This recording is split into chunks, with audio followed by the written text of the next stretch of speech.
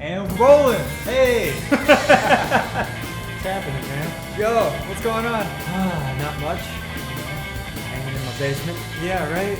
This is a pretty sweet little setup you got here. Like, I feel like I'm in some kind of like, I don't know, back in the old era of time when Edison light bulbs were like DC. Yeah. I actually got those directly from it. It's a long story. Nikola Tesla was still in the Slavic area of the world. I witnessed a fist fight between the two of them. Oh, yeah? Yeah. Nice. That's Flux gotta be capacitors, man. They really work. AC, DC. AC, DC. They were. Exactly. It wasn't true. Yo. So this is the Great Graffiti Collab podcast. Just, preferencing that out there. I'm going to put a logo right here. This is, I think, the fourth interview I've done so far. So this is the first time I'm going without a script. So we're just rolling, That's not true. There's a whole crew back there. They're holding up cue cards. Like, so Stanley, that's enough. Catch me reading like this graffiti back here. Yeah. Teef. T-E-F. What is that? That's some old graffiti art I saw in LA once. Oh, okay. Yeah, that's like my favorite one. It always stuck I'm like, with huh? What is that written? Yeah. You folks out there can't see this, but there is a spaceman, a giant spaceman on a wall. And we have a giant banjo playing monster behind us as well. That matches my hoodie over here. We did a festival called Jubilee Arts and Music Festival back 2 years ago now.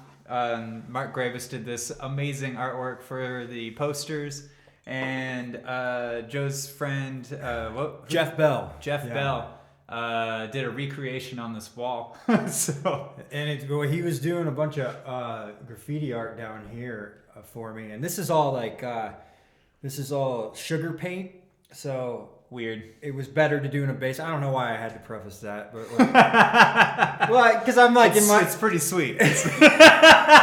In my brain, I'm like, people are gonna wonder why I let them spray paint in my basement. That's dangerous, like with the fumes. But the fumes, the sugar paint are not bad. So that was, and it's yeah. I didn't think about that. EPAs honestly. aren't bad and all that shit. And yeah, I mean, you'd have to be wearing masks or whatever. Not with this stuff. Awesome. And it just smells sweet. Yeah. And anyway, so he was down here doing this work, and I had the Jubilee poster upstairs, and he was up there taking a break, and at some point he just decided to come down and just do the poster. Didn't tell me that he was doing it. I had no idea. I came home one night and I was like, holy shit. And then we recorded down here in the Spaceman, the Gruff with the Buzzer album. Mm-hmm. So this, I don't know, this place has some history to me. I stayed here for like a week on this couch, I think, right? Yeah. That was before that couch was real weird. That's good. Yeah, I hit it at the right time. Got a little wet after you left down here, and then my cat at the time was studio couch. I had a cat that came down here and took a lot of dumps. And rough. Yeah, he was going senile and had some health issues and animal things. Yeah. He just had trying to find a corner. Well, he had a litter box over here, and he just was like, I don't know, that's not good enough, and came all around back here. And anyways, what if you were a cat? What if I was a cat? It'd be a weird. It wouldn't be weird at all. No. It'd probably be pretty normal. Yeah. It's it's not odd for me at all to take dumps behind this couch. We make movies. We make movies about becoming cats occasionally. I just saw one recently called Cats. Called Soul. Oh, Soul. Yeah, that's great. Dude, I was impressed by that film. I really liked it, man. I know, right? Yeah, like no purpose or like meaning. I don't know. Like I like the philosophical angles they were coming at that. Yeah. Like I had recently watched the making of Pixar and all those people, and like that is a cool group of artists. It's almost like a commune the way it started, you know? Yeah, I wondered if if that's a trend of the kind of artists they have working there, or if they were like, we got to go after the real cool ones, because like everybody in that documentary was like super odd and like out there in their own way, like for sure. And I'm just like, is everybody like that? And like, these are like the best of like the craziest of all the crazies. This is great. Like that woman in the 50s clothes that like her art was incredible, and like just her kind of the way of like talking about things and her organization and the way that she attacked things, and it was a cool documentary. Yeah, and like, I mean, that kind of like hits on like the whole idea of like, do you have to be a crazy person to be an artist, right?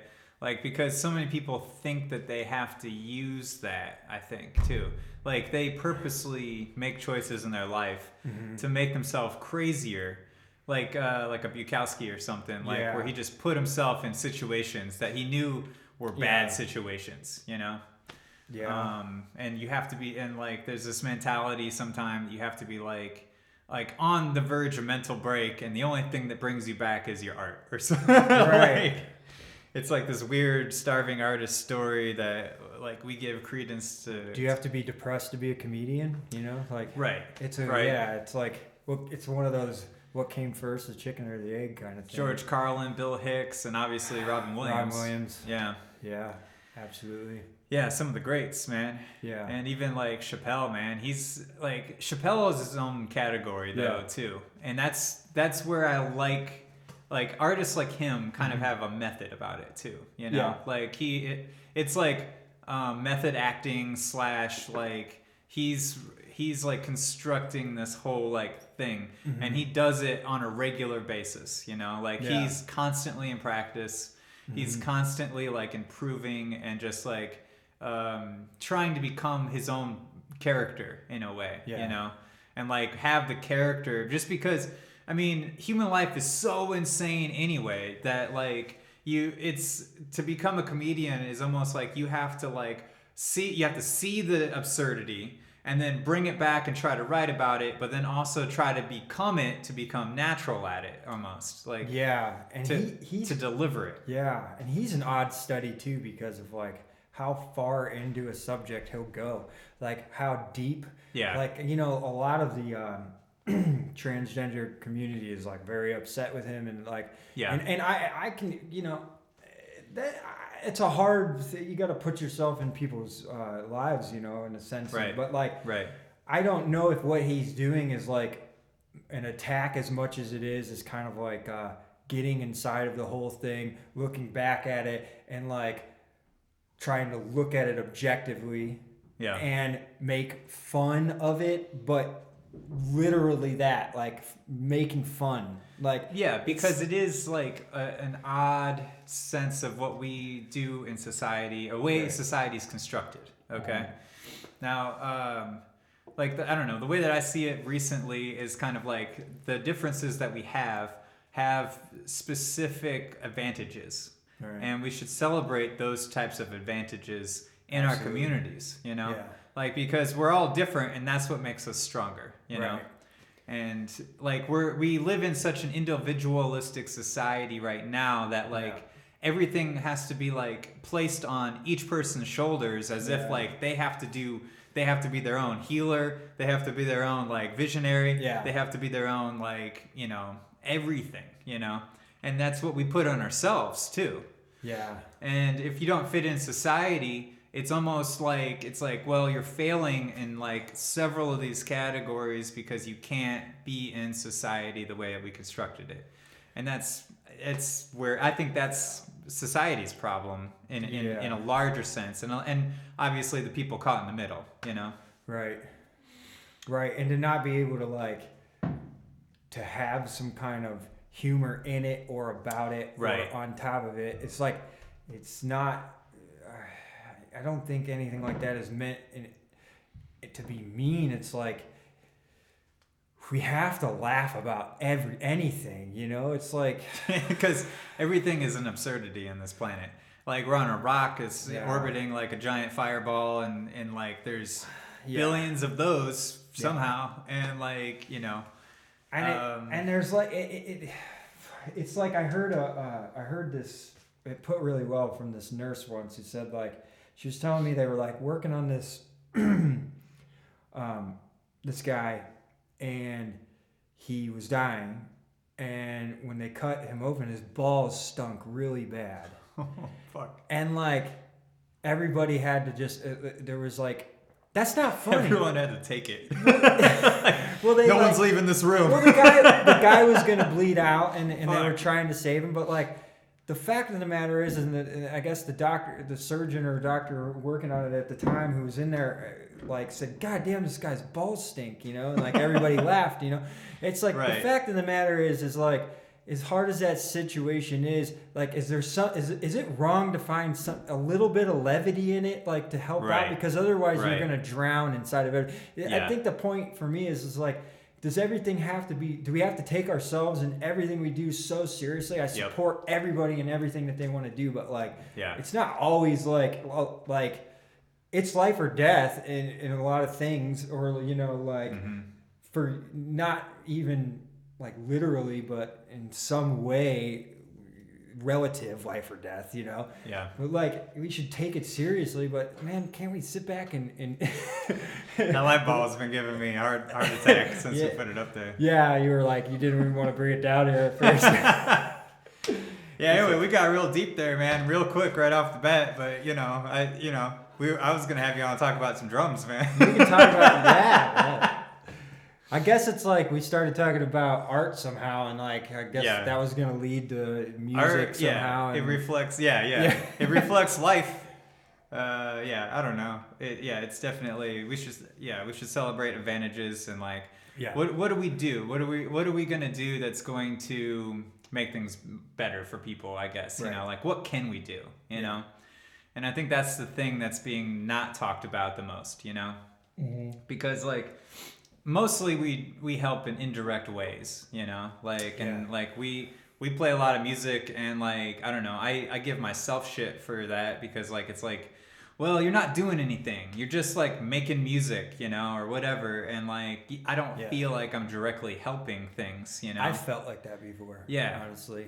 Yeah. I felt like, you know, why am I on stage? Like, is it just so people can look at me? Right. Like, do this thing. Like, what is this really doing? Yeah. You know? Yeah. Like, but it's like ego stroking myself here or something. Is this like, about my ego, or is it about the art, or like what, you know? Yeah. That's actually why I called it Jubilee. Yeah. Because like I wanted to take the ego part out of it, because I was like, someone's like, hey man, like you should have like a great Grandpa Beebe's birthday celebration when you turn 100 or something. Yeah. You know, like I was like. Because I think I was turning 30 that year. Like the year that like I started going by Great Grandpa, that I came out with the first album, Hot Boats and Potato Babies. Like I was going to turn 30 later that year. Okay. And I was recording Mikey Brown's band out in Cuyahoga. And like he's like, dude, you should like turn 100 and have a big party. I'm like, fuck yeah, dude. Like, let's do that, you know? But then I didn't want to call it that, you know? Yeah. So I was just like, well, you know, like, and then I came up with that name. And I was like, oh, cool. Like, that's what it means. That's why I'm naming it that, you know? Okay. It's like, I'm naming it that because of the name. It was weird. That's cool. Yeah. But yeah, I mean, it's music is weird like that because it's a performance art, you know? Right. And regardless of what you're doing, you're in front of people and you're like, you have a microphone. Like, you know, like that can lead in a million directions, really. Like in human history, like we haven't really had electronic microphones very much, right? Like just in the last, has it been like 80 years now or so, 70? You know, like it hasn't been long. No. You know? No. Like I guess they had radio back in like Woodrow Wilson's day, maybe. Yeah, I'm like trying to really think about it. Like FDR was like the first one that had the fireside chats on the radio, because like that at that point people had radios, you know, in the 30s. So and then after World War II, people came home, wanted to spend money, and that's when TV got big. Yeah. Because it was like people wanted to spend money. And like America was doing better than America's the only people that didn't get destroyed. Yeah. So it's like our economy was just like boom, like through the roof. Everyone had jobs. Yeah. We had all these new technologies. Yeah. Everyone wanted washing machines and like, you know, processed food and like all this shit, you know, like Yeah. And that's because they had TV before that, but no one had a TV, for a while because no one could afford it, Right. And there weren't any broadcast stations broadcasting television signals. Right. It was weird. It was like there's like a weird delay that happened. Yeah.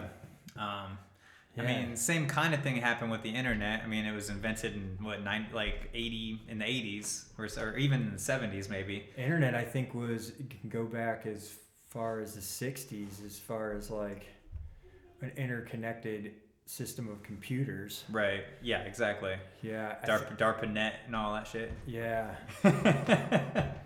I guess they were doing some crazy shit at MIT in like the late 50s and early 60s, like even with like video games and that kind of stuff.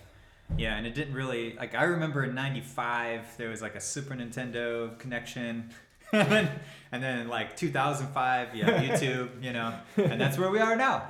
Yeah, we're basically like in this generation of the internet of sorts. And so musicians, exactly. Yeah, how do we? Where were we going with that?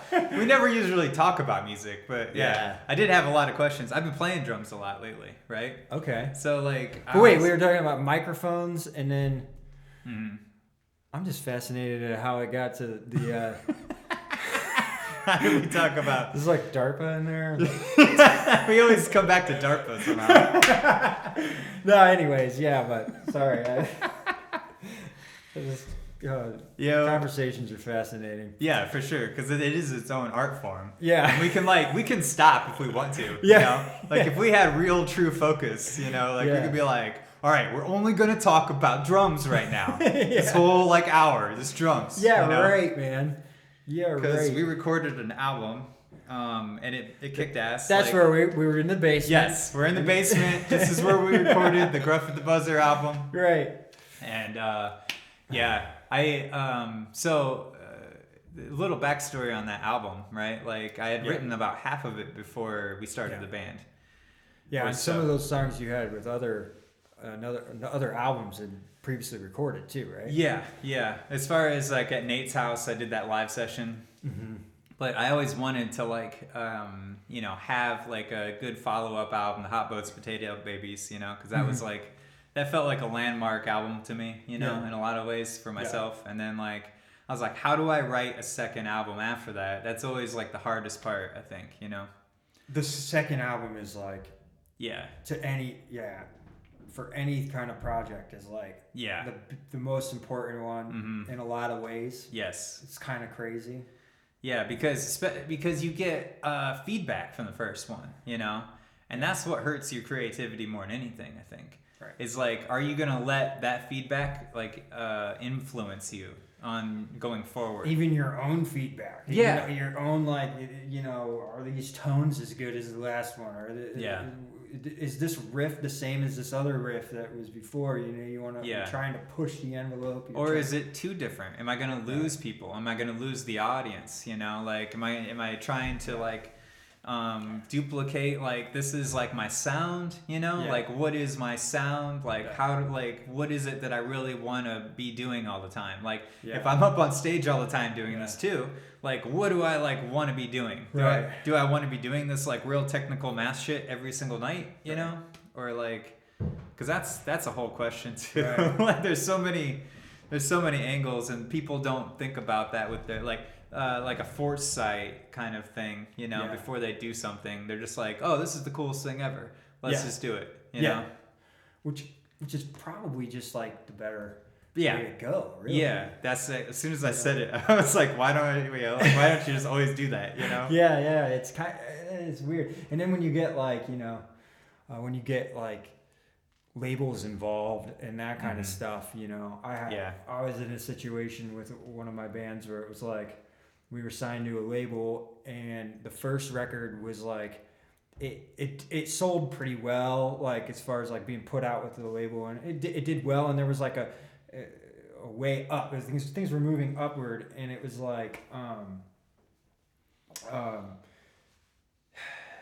there was this pressure, I guess, not by us, but more about things around us, to okay, the second album is the one. You put this, and it was critically well received too. I mean, really critically well received, and it was picked up by a lot of magazines and put into like.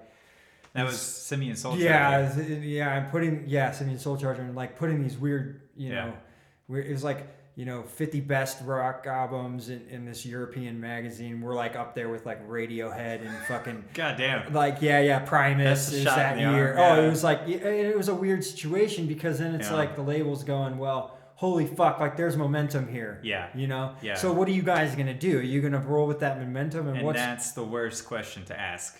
Yeah, it's like they want more of that. Yeah. Of what you did. Yeah. And like with our label, they were cool to a point, but you could feel that. Yeah. There's no way around it. They're like, what's this going to be? And then they want to record it themselves because they want to get in on that and make sure that it's being recorded right. And then so the second album came out and it fucking bombed. Yeah. Like basically, it was a concept album. It was like. I remember the label guy sitting with it. He listens to it with us, and like we're sitting in the room, and he like crosses his legs, and he's like, 67 minutes. And that's like the first thing he says, And like, and then he goes. The second thing he says is, "I don't hear a single." Oh man, yeah. So that's that thing about the second record. It's a weird thing, It's like they're looking because you want to do something monumental, but also like it's almost like you have to like strip it down. Yeah. Like it's like Great example is a Pinkerton to the Blue album. Okay. Yeah. Didn't do successfully well. Right. Or I should say monetarily well. Right. Critically I think it was fine, but like now I'm just like way stripped down, to a sense, But that's kind of like, and also if you are thinking about it, you're already going in the wrong direction, right? Like, like if you are just like on autopilot, like, oh, dude, this is really cool. Let's just do that. Yeah. Like that's what the best shit is, like, and that's where we go back to what we just said. Yeah. It's like if you're just like trying to play your favorite shit, or if you're just like, oh man, this is like awesome. Let's just do it, Yeah. And then that's what you just got to do, and you got to keep doing that over and over. And then you collect the best of whatever you just did that you thought was awesome. And you're like, oh, well, those 5 are really cool. Let's just put that out as an EP, or something like that. I think that's the best strategy, Yeah, I can agree with that. Just like a shotgun approach where you're just like, boom, every direction at once. And like, oh, well, these 5 tracks sound cohesive together as a thing, And it's only like 20-minute album or like a half an hour album. And like, boom. I mean, but that's personally like how I like to listen to an album a lot of times though too. Yeah. Like, do you have a state of mind that you prefer, or like a place or a thing that you do that seems to come up more, that you write under, like a situation you write under that like you do you know what I mean? Like for me, I write a lot of stuff in the shower for some reason. Oh yeah. Like a lot of ideas come to me in the shower. Like, I mean that happens to me too. Yeah. It's just like wherever you are where you're not thinking. Driving a car a lot of times is where I used to write a lot, because I used to drive a lot. Yeah. And like so I'd be in the car, and like I read somewhere that your mind goes into a meditative state when you're driving, and you just kind of like forget that you were driving for a while, kind of thing, or whatever. Which is scary, but also like profound somehow. yes, exactly. And so like a lot of Hot Boats Potato Babies was me just driving back and forth from Kent to Norwalk all the time. Yeah. And I'd be like, by the time I got back to one place or the other, I just sat down and write like a whole page out that I had just been like formulating and singing in my head the whole way there, Yeah. And then sometimes you would make up a riff around that. Sometimes I already had a riff that I was working on or something. Yeah. And then you just like, oh, this would work really well with that. Yeah. The structurally or whatever it is, Sometimes it just happens on accident too, Like just a month or two ago I was writing a song, and like I was like, man, I should write like some kind of, a Grandpa Beebe tune again with an acoustic guitar, and like I haven't done that in a long time. And so I came up with this like riff. I just, and what always seems to work, especially in the last, like, since November, I've been writing, like, nonstop. I wrote, like, 3 songs last week, like, all the way through, like, drum, bass, guitar, keys, and just all the way out. But like what I've been doing lately is just like every time I sit down, I know that when I sit down and start playing, I'm just not going to be thinking about it automatically, you know? Yeah. And then just like, I'll just play just to play. And then like all of a sudden I'm like, oh shit, that's really cool. What if I did this with it? And then it starts snowballing, you know? Right. And then like and then you like, all right, this is good enough to record or whatever on my phone. And then like, and then I'm like, and then that makes it put it into permanence in a sense. So then you think about it a little bit more before you record it. Yeah. You're like, oh, well, how does that transition real quick? Oh, I'll just do this. And then you make choices. Yeah. You're just making choices, and like it snowballs that way too. Yeah. And then like later in the day you come back to it and you're like, oh, well, I made up this other riff and that'll connect to this riff, you know. Yeah. And then like you're like, okay, cool. Well, this is a whole song now, you know. Like let's record, you know. Having I just bought a bunch of recording gear I was telling you about, and like having that like resource is like the best thing ever. Yeah. Like, as far like, you know, like you said, like have like the idea of being good enough to put on your phone, you know. Oh, like yeah. You said, the idea is good enough to put on my phone, and then later like that like sits inside of me for a while and like, you know, marinates, and then like put it all together, and then you have that like resource to just walk upstairs, flip on the computer. Yeah. You know, just make sure none of your levels are peaking. Yeah, you know? Right. Like, I have a recording studio here. Let's just do this. Yeah, and I write. I'm weird because I'm a drummer, so I write from drums a lot, like a rhythm. You know, like I'll just build it straight up from drums. Like I'll just have like a riff idea or the song idea, make the song in my head, and which is crazy. When I was a kid, I used to do this all the time. It was like how I practiced drums was like I would pretend I was in a concert. Okay. Or like playing a show and just playing the songs that were in my brain. Yeah. You know? Yeah. And then like just like acting like I was in a show. So like I'm like literally in a show, and it's like there's a front man in front of me and I'm pretending, and it's like he's looking back at me and it's like, you ready to play that song? And I'm like, fuck yeah, let's go. And into the tune. I think it's that easy, man. I think it's that easy. Like I think that you just make up songs naturally, just like all the time. Constantly. Like, yeah, for sure. Constantly. And I think that's just the way it is if you can get in tune with that and like not try to write songs, just let them naturally happen. Yeah. Like you're in a way better spot. Yeah. You know, because they naturally happen, and then you can kind of fuck with them later because you're like, oh, well, this would be cooler if I did it this way. Yeah. Or whatever, like the tweaks kind of thing, you know?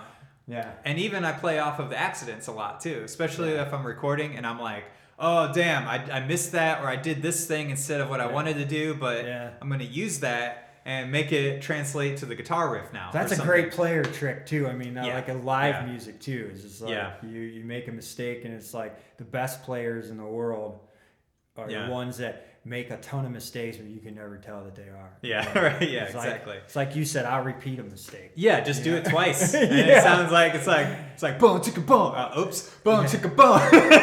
I'll drop a beat and then just drop it again the next time around on the 2 or whatever it was, just to be like, oh, it was an accent, you know? Yeah, exactly. And there's a certain level of playing that works at for sure, you know? Like, and you're like, the best players make mistakes, but the best players just keep going. They don't stop, you know? Yeah. They don't stop in the middle because they're like, oh, well, this is like, whatever's happening is whatever's happening, you know? And they like almost, it's like a surrendering to a thing or something. And I think that goes directly involved what you were saying too. But that's one question I wanted to ask you too. Yeah. Was like when you're structuring drums in a song, like the way that I would like, I've come like this has been my progression of learning drums like since the end of 2019, I think. Okay. Like back then, that December, I like wrote like 10 songs or something where I just started with drums every time, played whatever I wanted, you know, and then just added instruments on top, whatever fit, you know, and like it was basically completely like acid rock jam, like like no structure at all, you know, like I was just like, I just want to do it, I just want to see what it sounds like, you know.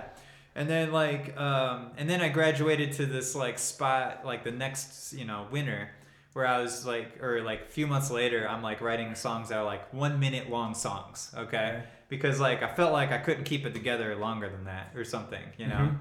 And then like because I didn't think about the structure, I was just like, well, I just want to play this thing. And at that point, I started to like hum the melodies in my head as I was playing. Okay. Yeah. And I did that all the way through, even in November of last year.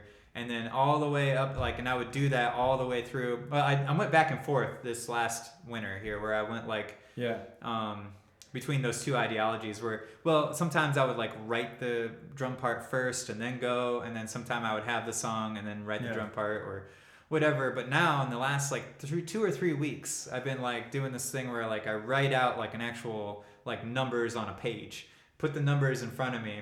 And be like, okay, 3 times, 4 times of this, 5 times of this, and then that helped out dramatically. You know? With your drum beat, your drum beat, because that's what I've been learning lately. You know, trying to like, how do I play drums? Like, you know, like how do you, what is drumming and songwriting? You know, like in a sense, it's like, yeah, I'm kind of a riff. I'm more of like a riff drummer, I think. So, you know, it's like I do that, you know. It's like come up with little like my beats are more like I guess riff oriented, you know. Like customized for the situation. And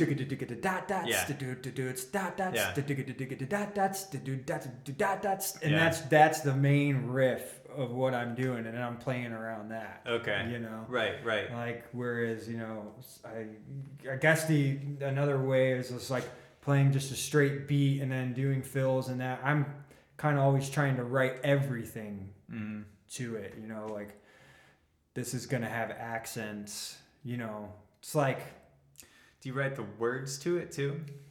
Or what do you mean? Like, so a lot of times I'll like, if I'm playing, especially to a song that already has words that I know in my head, like a lot of times I'll accent the words with the drums. Yeah. For sure. Yeah. And that's where like, if you're just a drummer, if you're just like, you know, I write music and play drums, so like if I'm playing my own song, you know, I know where that's at, but like as far as like playing with somebody else, like playing with you, I have to figure out you know, where do these accents go? Do I play off, you know, making decisions, you know, like do I play off of this word, or do I play off of this accent, you know? And like I said, then just writing the riffs around that, I think is. Do you ever feel like you're playing within a genre, or does like that not like apply so much? Like just I you know, it's funny. I think I have been thinking about that. I've never thought about that until recently. Huh. Okay. And because I don't know. I'm playing, like I've been working with this other band lately, and like it just keeps like going back to like grungy stoner rock kind of, you know? And I'm just like, is the way I play is it just because I grew up in the 90s and off of that, does it just like make everything go back to that sometimes, or like are you comfortable in a spot, you know what I mean? Like is that do I lean towards this a lot, you know, because I play everything, blues, jazz, you know, I don't know, like, we had that great Bo Diddley beat, man, that you had, like that just like was perfect, man. Like, I love how that, like, there. So this is the first track of the album, of the Gruff the Buzzer album. This is Redwood Beard. Go listen to it. I should play it in the background while we're doing this. We could, put it on. I just got a new car, and like it's got a cool system in it, and like I wanted to listen to it before. I didn't have time. I wanted to listen to it in the car before we talked today, but I didn't get really a chance to. But I did listen to it the other day, but it was like on had like earbuds. But anyways, like I felt like conflicted about like branding it Great Grandpa Beebe as well, right? Like, but like you already gave me the okay on that before. I was totally cool with it. I was like, well, Joe's cool with it, like. I put a hell of a lot of work into it afterwards too. You know, like, because we recorded that like at the end of 19. Yeah, I guess so. And then end of 19. Well, and then beginning. End of 18. End of 18, and then summer of 19. Yeah, because end of 19, I was recording the acid rock shit. That's why I was like, that wasn't happening at the same time. But yeah, dude, that was like a time span, and then like from summer of 19 until like 2020 of summer, and then that August I started being like, I gotta get this shit mixed. Like this has been on the blocks too long, and I had recorded a lot on it, like that long way. I sent you guys some of the earlier mixes that were like, some of them like that long way around was all over the place. Yeah, like, you really tied it together. And the organs and stuff on it were just like, dude, really, it's the rug that tied the room together. Yeah, I was feeling that. Like, yeah, for sure. I was wow, holy shit, like that. And like, it felt like it always was there, too, in my mind. And especially in King Kong, the organ solo, and like that long way around. Like, I only did one take on both of those. Like, it was like that kind of thing where like, it's, you already knew. Yeah, it was like somehow I did, like I was just like, and I didn't even know what I was gonna do before I went in there. I was just like, okay, it'd be really cool. I'm just gonna like do this crazy. I'm just gonna make it real crazy, and then then I'm like, all right, what key am I in? F. All right, cool. Let's do this, and then like I just like, it's just like wow, then comes back and just nails that one note. I'm like, oh my god, and like even like the level on the gain was like clipping like just a little bit the whole time. I'm like, oh man, I'm not gonna be able to use this. Yeah. And then I listened to it. I'm like, I like that. Like it clipped really well against the preamp, Yeah, I'm new in recording. Man. Like I'm just learning like recording right now, and it's like that's like.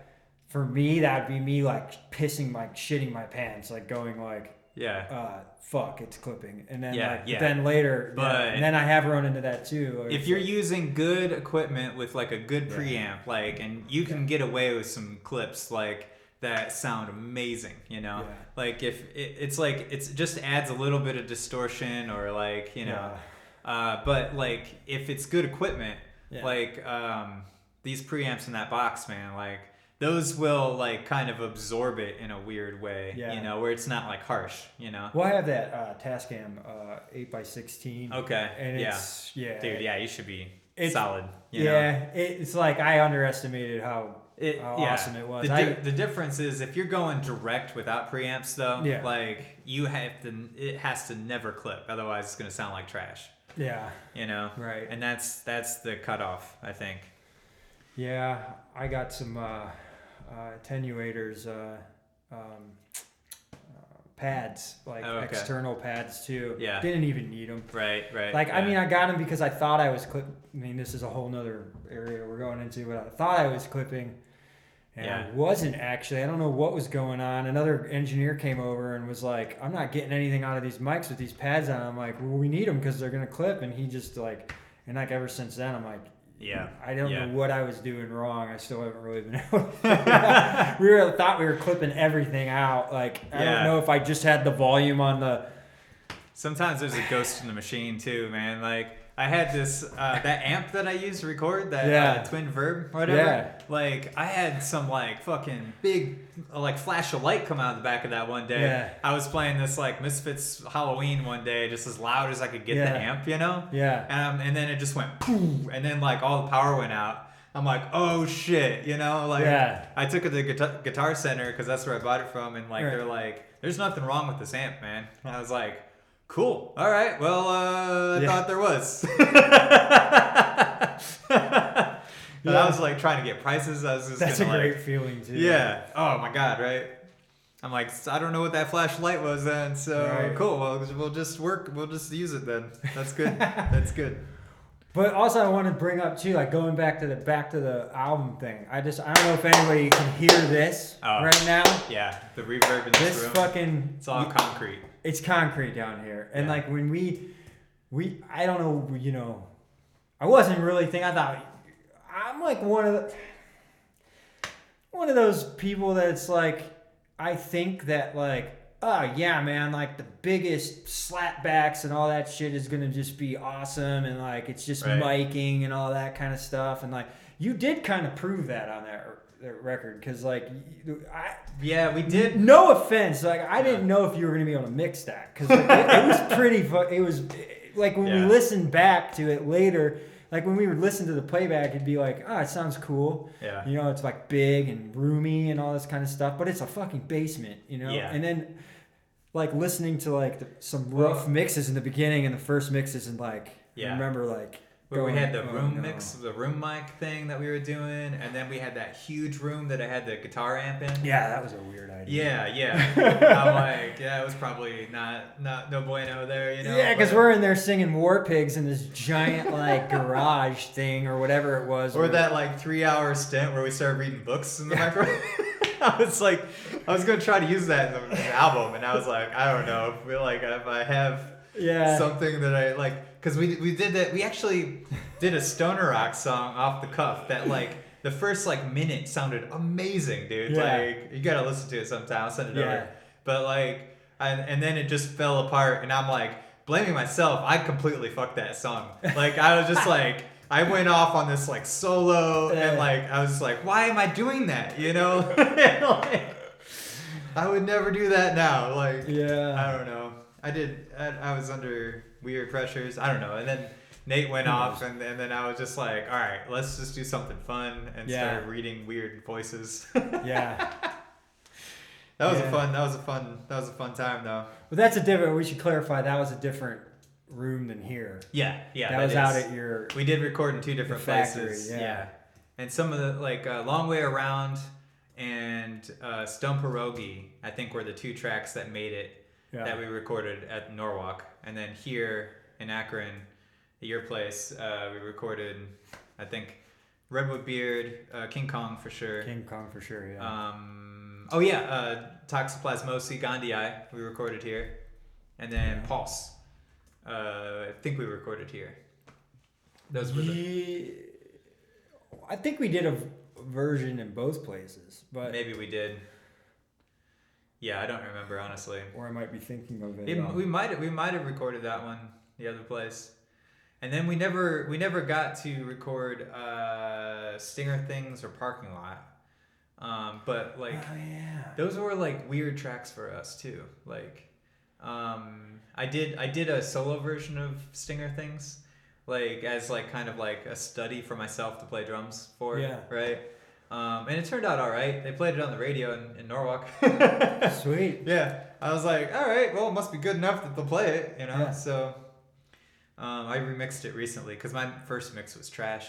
I learned a lot about mixing and mastering in the last year, just like doing Gruff at the Buzzer album and like using like channel plugins and EQs for snare drums and like everything. And like, I don't know. EQ is, I mean, in general, is just like such a...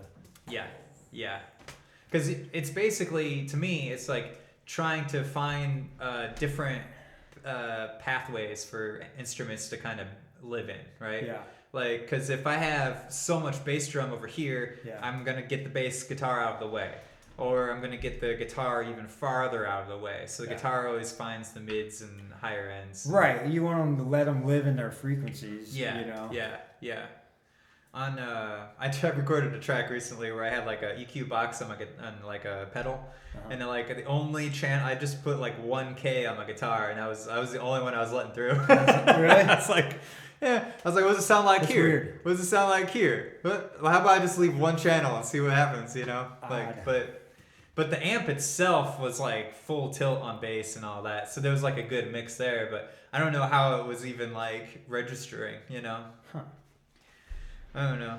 Yeah, it is a dark black magic of sorts, you know. Yeah, I think it is, man. There's like presets that help you in a sense, you know, keep you out of your own way. You know? I'm just like at the point of recording where I'm like, I'll like mix it shittily just for us, you know, for whatever I'm doing. But then like, you know, I'm just like trying to figure out like how do I get the best shit in so I can send it to somebody to mix it and not piss them off. Right.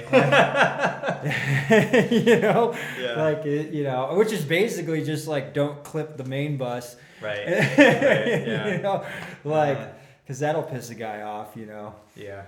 Unless it's Danger Mouse, and then he.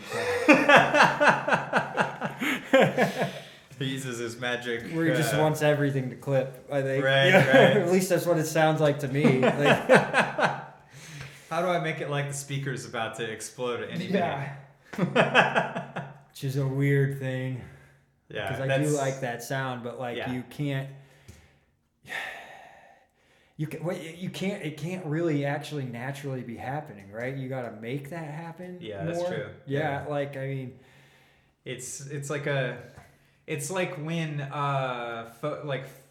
photographers first got Photoshop and they started fucking with the contrast like crazy for the first time, and they're like, whoa, like let's do that a lot. Yeah, and then after a while we're like, maybe not so much. Maybe just a little Yeah. bit here and there, like maybe not, Yeah, that's right. Because like in the early 2000s, like everything was blown out contrast, exactly. everything. Like in movies too. Yeah. Like all the movies, like all digital movies, like in the early 2000s. It's like whenever you get a tool, you're like, whoa, this is crazy. Yeah, well, that's the 80s. Yeah, like with that music, is, like that's yeah. just like they got into the digital age a little bit, Yeah. and everybody's just like, yeah, like I could put delay on toms. I'm gonna put all the reverb in the world, like on this snare drum, like all those shotgun snare drums. And you know what? It's fucking Bonham's fault, really, because they had like. Let's record in an old factory with a big stairway. And it was natural. Yeah. So it sounded great. And Yeah. then everybody after that tried to like recreate it, but digitally with a bunch of shit that wasn't any good. Because no one has Bonham money. No one has Zeppelin money to record with. So they're they're trying to recreate this shit in the 80s, late 70s, early 80s, and like mid 80s, with the digital shit just coming in. Because then it's going to sound unique. It's going to sound different because this is all new tech too. Which it did, but I mean, no offense to anybody who likes like 80s music. It's the tones for me. Like it's those shotgun snares on everything. Like on everything. And they even did it on like Pixies Doolittle. I'm just like, I love that record, but I hear that snare drum sometimes and I'm like, Whereas Pixies Surfer Rosa, totally different. It came out before. It was so weird. But that's because of dude who owned that studio. I forget his name right now. I don't know the story of it, but like it's Steve Albini. Oh, that's right. It's Albini. Yeah, of course. Yeah. There ain't no bullshit coming through on any of that guy's records. No, man. He knows exactly what he's doing all the time, especially with mic placement and mics in general. And his rooms. Have you seen his rooms? Like he built rooms They're inside insane, of the like rooms. Floating walls and like Exactly. Like, and it's all for a reason. Oh yeah, for sure. Every second of it. That guy's a sonic genius in a lot of different ways. Yeah. He's a genius in the music industry in general. In a lot of ways. Speaking of him, you and I went and saw Bush a couple years ago. Okay. And going back and listening to Razorblade Suitcase, which is Albini. Really? Yeah. And wow, I didn't know that. And when it's a different experience when you know it's Albini and you're listening to it. You're like, oh, holy shit! Like you can totally hear that he's in on that, because just like on what's that song? What's the name of the song? Warm sun. Yeah. Feed me up. Swallowed. Yeah. I just like singing. Yeah. And the chorus is. There's just this crazy guitar tone in there that's it's perfect. It's big. It's spacious. It's it's warm at the same time, but also has a nice bite to it. And and the way it's being played is very sloppy and very Oh yeah. And it's just and it's I appreciate that album a lot, a whole lot, And I didn't know, I felt dumb. I was I think within the last 2 years, I found out that Albini produced that, and it's then listening to it with Albini ears, oh man, dude, wow, cool record, I mean, I listened when that came out. I was pretty young, and I was that was my only connection to grunge rock at the time, you know.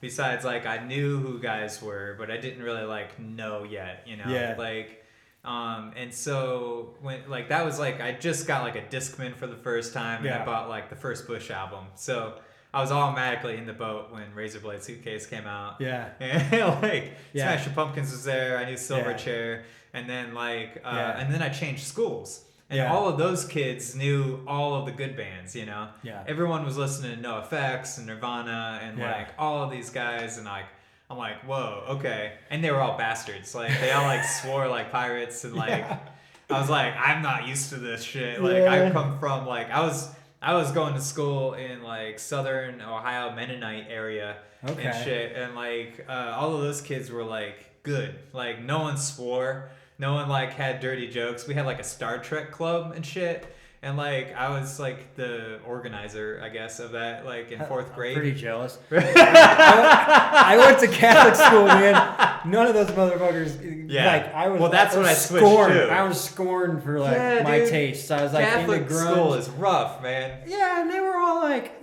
everybody there was, like, just listening to, like, TLC and, like, whatever, it's fine, you know, and all that kind of stuff. And I'm, like... I'm all about like Star Trek. I used to set up like a bridge in my room and like pretend that I was going on away missions and stuff. and I'm listening to like Bush and Henry Rollins and you know all the Metallica or thrash their thrash records and all that kind of stuff. Like in that time, I'm in a Catholic school with these kids and it's like they're talking about like 3-6 Mafia, it's a new record, and that's like the edgiest they'll ever get into. You know, which I appreciate that stuff now. Right. Yeah.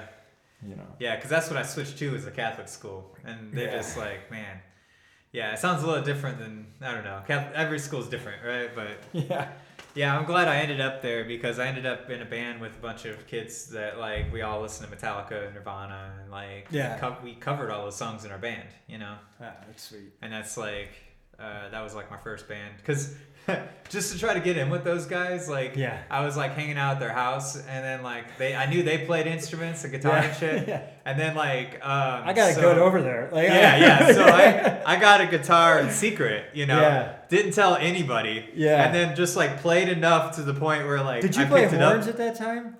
Yeah, I played trombone and saxophone at that time. Okay, and but like and then I was over at their house one day, and then I was just like. Picked it up. I was like, "Oh wow, this is really cool." And they're like, "Wow, you're picking it up really quick. Have you ever played before?" I'm like, "No."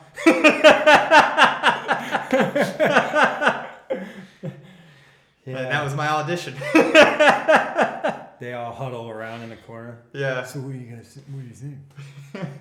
Yeah, right. Hey man, so like if you want, you can be in our band. Yeah. You gotta play bass. We can't all play guitar. Because we all play guitar. Yeah. You know, because that was the coolest thing. Yeah. That's hilarious. I was talking to a buddy of mine about those like kind of times in my life the other day, or recently I should say, like about. Like, I remember being in, like, middle school, and I shouldn't say everybody wasn't into, like, the kind of music I was in Catholic school. I had a buddy who was, like, into all that stuff, and, like, but he was into more, like, Ozzy and and Sabbath and stuff like that. For sure. But that was, like, my first band, like, 7th grade, and I remember, like, jamming in my basement, and, like, to kind of preface this, like, the first time I ever heard distorted guitar, I think was like Nirvana in the early 90s, and I was like young, 6, 7 or something like that. And I remember it just like changing my life. Like, what in the hell is that? Like, that sounds so cool. Yeah. And so like I always had this idea of like what I wanted my band to sound like. You know? And so like I remember like my friend bringing his like shitty ass tiny amp into my basement, and he's got this like piece of shit guitar, and like he plugs it in, and I got this big old like not big, I mean it's big for me at the time, you know, but like a Premier 5-piece, and like it's like big and loud, and like I like remember him playing like what's that copacetic what's the name of the band? Like,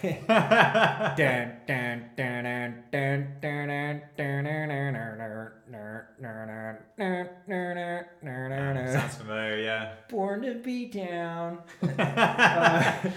Learn my lessons before now. So, like, I remember playing that riff, and there's no distortion on it, and thinking, like, okay, wait. Everything is wrong. Like, way cooler, man. Way cooler. Yeah. Like I'm just like, this is not gonna work. like nothing is crunchy and big, and you know, like. Yeah, dude.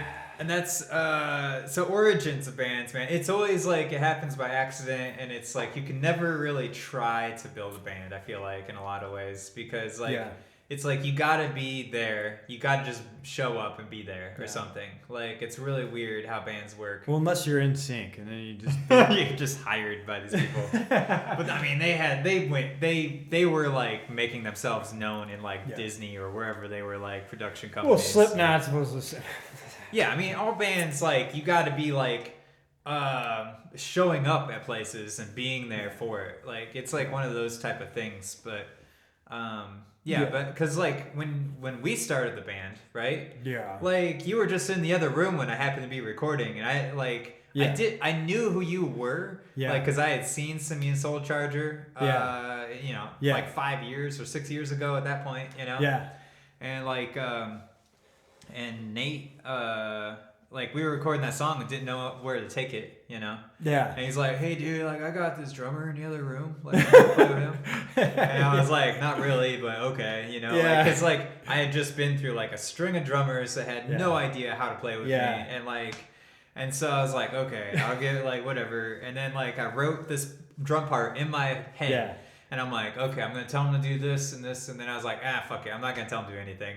And he sat down and played exactly what I just wrote in my head. I'm like, all right, I can deal with this. This is cool. It was so fucking fast.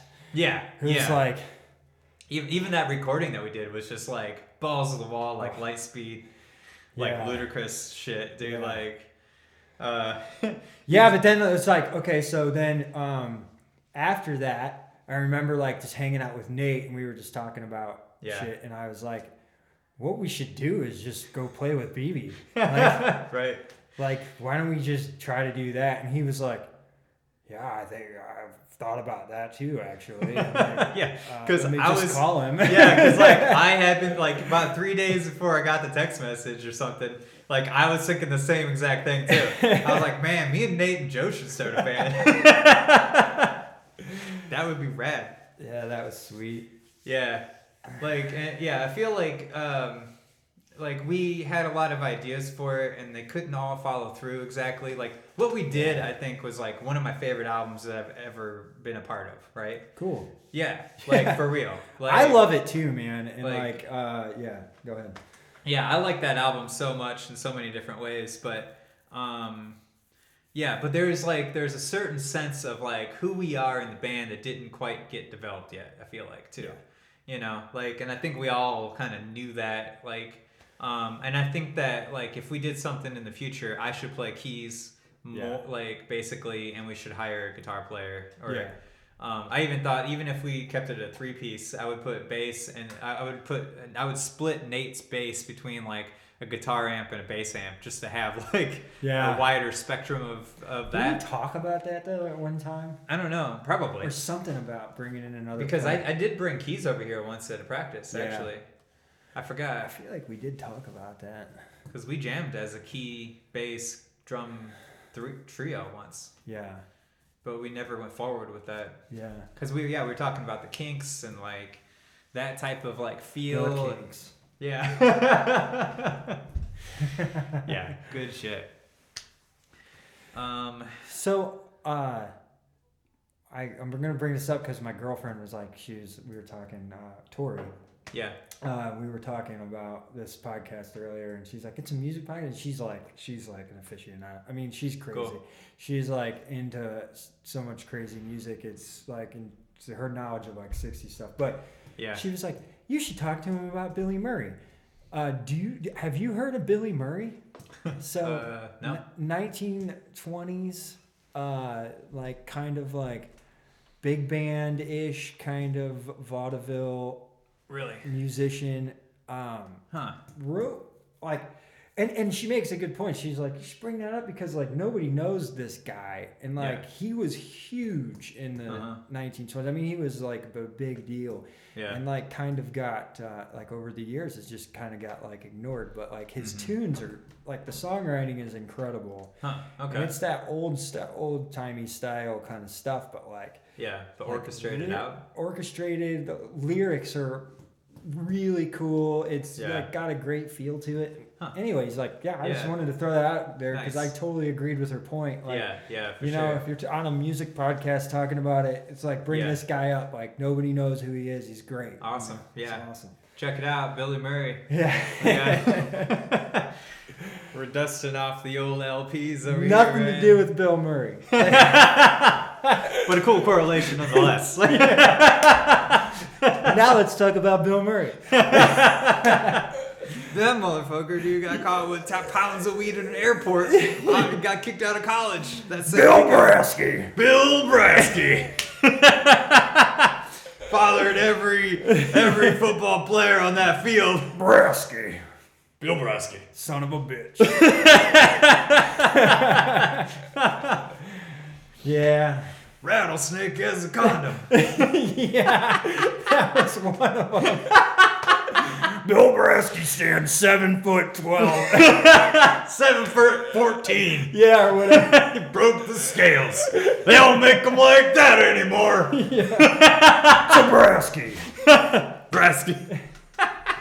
Oh, that's great. I'm glad he got brought up. I love riffing off of old, TV and skit comedy, man. Mm-hmm. That's my jam. I used to wake up like every Sunday morning and Dad's like, what was on Saturday Night Live last night?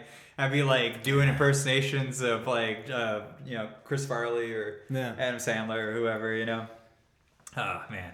Yeah, we watch a lot of that stuff. Yeah. Like in the old skits, and one came up I totally forgot about, like the one with Adam Sandler where he's like the Hurley boy. Okay. He's like gonna watch your grandma for you. And he's like, let me wash your grandma's back. Come on, let me just wash your grandma's back. They got real weird with it. Yeah. But yeah. Ode to Mike Myers and Dana Carvey right here, man. Oh, like, man. I'm feeling that vibe real heavy right now. Yeah. Grandpa's World. Buzzer World. Yeah. Wow. Oh, man. Yeah, dude. I'm starting to get what I don't know. I like conversations in general, and just putting a video camera up just causes cool things to happen, Yeah. And it's it gets cooler too when you just when you start to naturally forget that it's there. Yeah. Because for the first few minutes you're like, yeah, I'm on a TV show right now. I'm having a good time. Not. What do I do with my hands right now? Wayne. Yeah, but there's a certain pressure that's needed, I think, on art in a way, and just not art, but projects, just work in general. This is a topic I've been thinking a lot about lately, because just even with the whole Medicare for all healthcare issue, what do we do? And people push back on me on the internet, so I DM them, and they're like, well, if everyone has Medicare, no one's going to be creative anymore. And I'm like, and I laughed a lot about that for a minute. And then I wrote a whole stand-up comedy. I don't even know how to wrap my head around that.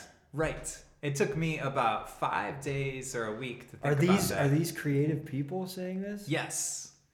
Which was really weird to me to hear somebody say that. And then I was like, okay, well, maybe it has to do with pressures. And if you're in a capitalistic society, because he didn't say Medicare, he said socialism. Wait, is it? And he just kind of, Is it that whole being uncomfortable in order to that whole thing where it's the most interesting hungry, people were fucked up as children, which is kind of true. Yeah, right.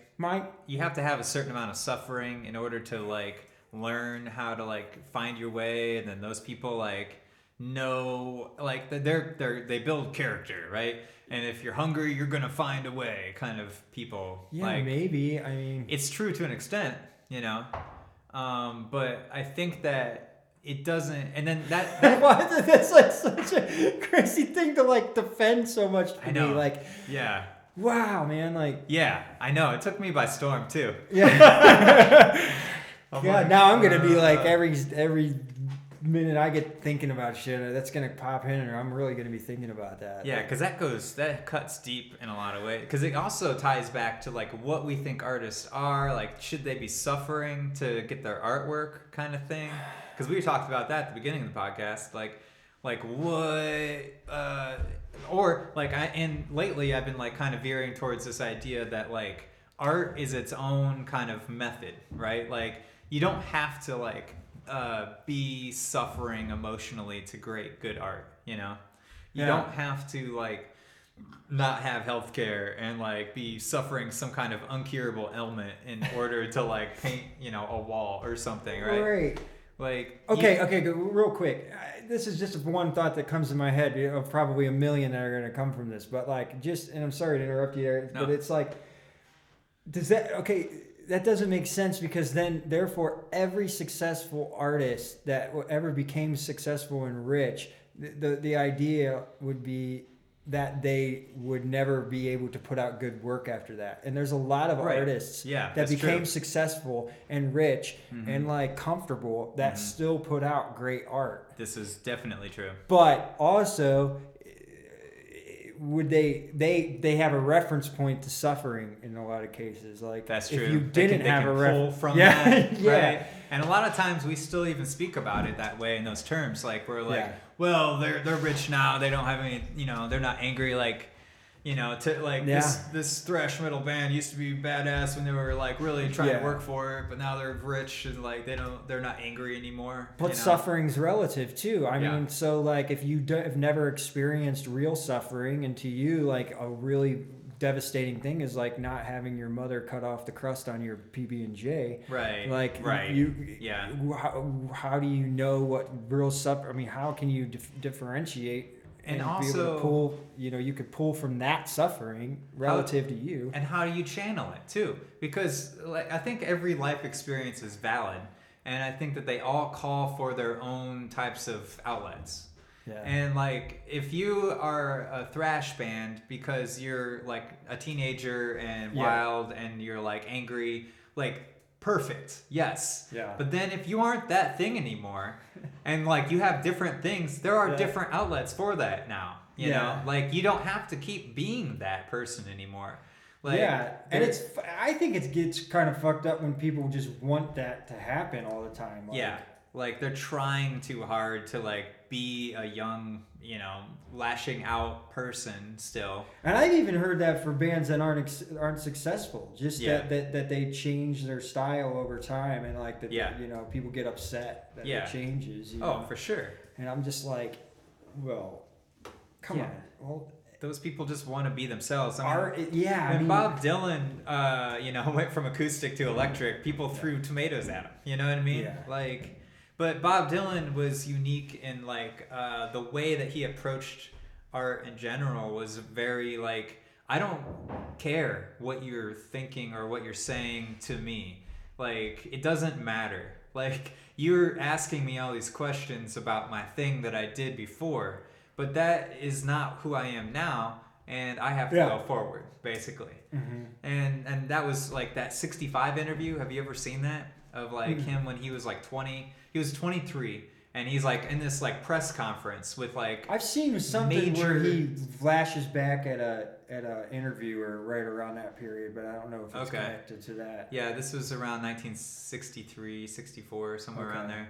And which was crazy because like Allen Ginsberg was like one of the people in the audience asking questions too, but so was like NBC and like CBS and all these like. Right? Like, it was like a weird hodgepodge, like, and like Dylan's up there just smoking cigarettes, like, I don't know, man, what does it mean to you, you know? Yeah. And like, just completely pushing back on everything that they were throwing at him, you know? Well, what does this song mean to you? What does a voice of a generation mean to you? What is like all of these labels that they're trying to put on him or trying to get him to say something, and he's just like, that's not what it's about. It's just what was happening at the time. And you know, Lennon talked about that sometimes too, about where there's that, you know, where the guy's knocks on his door, the guy that's like living in his woods or whatever, and he's asking him like, what were you thinking about when you wrote this? And he's like, I have no idea. Yeah. Like, yeah, that was a whole different person. He's like, you want a sandwich? Are you hungry? Like, yeah, right. That's what's happening right now, man. You look hungry. yeah. What about the Declaration of Independence, man? I don't know. Like, what do they mean by that?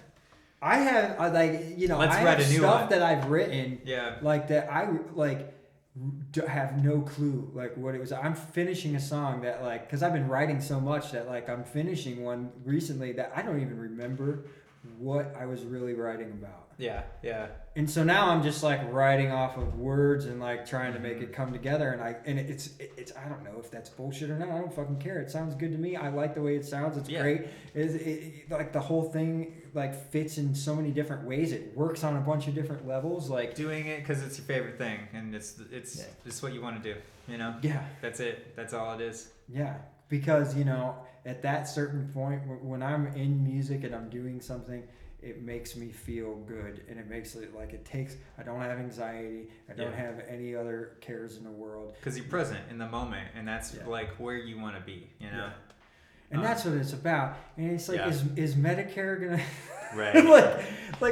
hinder that process?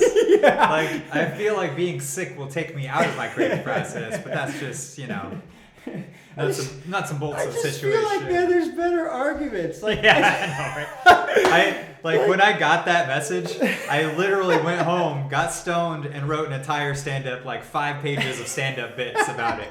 I'm like, this is so hilarious to me. You were inspired by that. I was walking around my apartment just laughing, and like, oh, this though. Oh shit.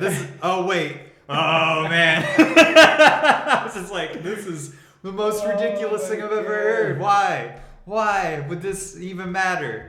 It ruins art, man. It really doesn't. No. Like, are there apparently there are no artists in any other country. So there will be no other suffering, because if suffering is your point there, then that just ends all suffering. If I lived in Germany, apparently I can't be an artist. I feel like at that point, or if I lived in Canada, you just can't be an artist. It's just not possible. And you know what? I lived in Germany, and I'll tell you something right now. They support art more than any place that I've ever lived in my life. Damn. And it's socialist support. Like they give money they give youth organizations like money every year, like to fund concerts and all this kind of stuff. And it's not hard to get the money either. And if you want to start a venue and stuff like that, like the government will help you do that because they support art. That's insane. They support. It's all over the place. I went on tours where I played tons of shows where that's what it was for 3 weeks. That's insane. Just playing to even think about that. And it shouldn't be insane to think about. Yeah, I wrote a grant last year to try to get Jubilee funding. And they couldn't come through for me. Festivals that's another thing out in Europe. Festivals are funded all the time, And it's not like we didn't have a track record. We've been doing it for like 7 years. Yeah. And I did it for the 8th year, or that would have been like the 8th or 9th one that we did, And it's like we have a following, we have a steady base, Yeah. I have all the numbers, what else do you want from me? It's amazing. It doesn't make sense. No. Yeah, we need. You can't not. No, you gotta suffer, man. That's where good art is under the bridge. Cold and dying. If you get help to do your art, you're not gonna make it well. If you die, you're gonna be like the best artist. Dude.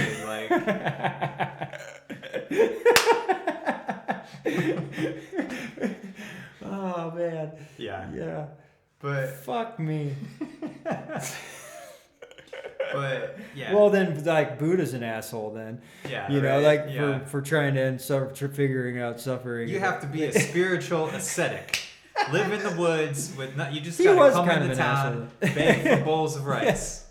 Just that's the only way that you can really know the spirit. And that way you can make true art. Yeah, when Siddhartha noticed it, when Siddhartha noticed suffering, that was the biggest thing that started all of these problems, man. Trying to end suffering. Yeah, I know. There's no maggots in your rice, bro. Like where's the protein at? What are you gonna do? Man. But yeah, man, like, and what I was gonna say before that was, you gotta write in your own time, and you gotta write for who the person is that you are now, you know? Yeah. Because if you try to stop yourself from changing, you're gonna put yourself in a bad spot, you know? And I think that's the underlying thing of not just art, but life, and like, because life just changes, and you change, you know? Like, the experiences change you. Like, people around you are changing, you know? Mm-hmm. Anybody who tries to stay stagnant is just going to, like, find themselves in a bad spot, you know? Regardless of what you're trying to do across the board, you know? Because you're not staying who you are right now, and that person is different. And you're trying to push back. You're like, no, I don't want to become that person. It's like, all right, well, that's going to suck for you, dude. Like, it's going to suck a lot. Yeah. In a lot of ways. I'm sorry. Yeah. Yeah, just take it for a grain of salt, dude. I don't know. Like, I guess trying to tap into a flow is always, or not even trying, but like just like being aware that flow is happening. And then you got to ask, does free will even exist? You know, like you're pushing back against a thing that is just happening. Like, all right, like my heart beats and I don't control that. Yeah. My mind runs all the time. I don't even control that. You know, so like, how do you channel like a thing that's happening like this? You know, it's beyond our control, and we don't like to think that it is.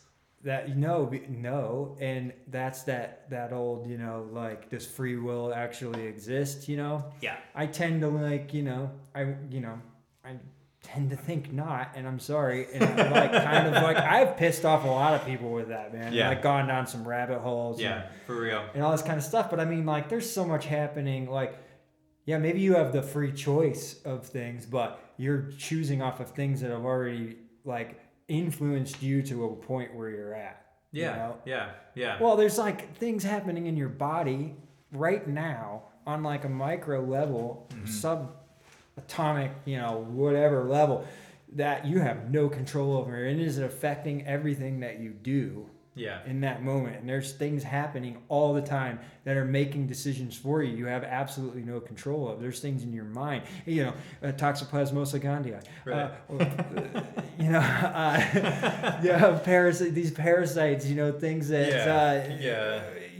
Like there's 40% of the population. Toxoplasmosis gondii is a very interesting point of this because something like 40% of the population, is it of the world or is it of the United States, like, has toxoplasmosis? Really? Yeah. And like it's a big thing. A literal war happening on our skin. Yeah. Like between billions of microbes every day. Well, so toxoplasmosis like causes heightened states of aggression, and more like sexual perversion because like it lowers your a libido or something? No, it lowers your like ability to make judgment. Really? To make like you're kind of just, it's kind of like just being drunk. Kind of more all the time. So what I've heard this in other podcasts and just people bullshitting about it, but there's been talk about the sexual revolution in France. Came about because of toxoplasmosis because of like lowered inhibition sexually. Right. And like how much of our body is actually human, at that point, because like a lot of it is other organisms that are like also, we're made out of billions of small organisms that are all from the human DNA spot. But then we're also made out of billions of organisms that aren't.